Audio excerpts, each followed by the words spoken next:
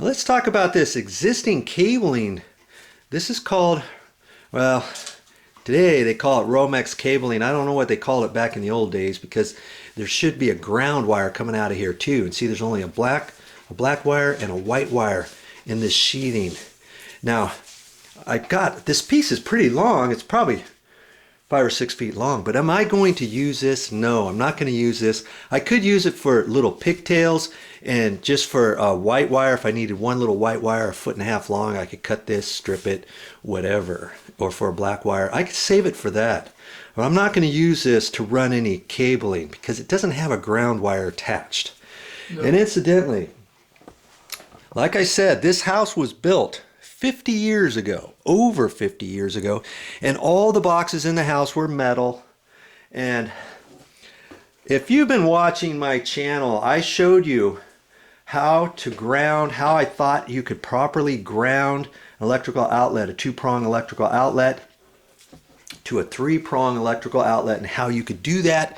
And some people were questioning that, and I'm now confirming that this particular house, there's a ground wire, a bare copper wire that they attached to all the metal boxes.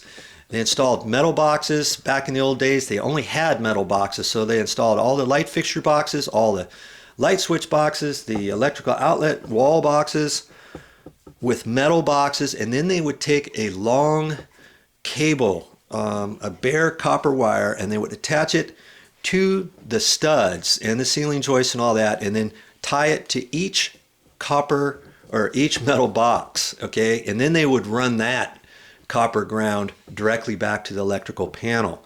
Now, if you got a question about that, if you've got electrical outlet boxes that are metal, and if you go up and if you find out that your existing light switch or your light fixture boxes are metal, you could crawl up in the attic, reach around, feel through the insulation, whatever, and see if there's a ground bare copper wire going to that box. Now, this one was right down next to the sheetrock ceiling, so you got to fish down through your insulation and feel it. And on this particular house, it is there.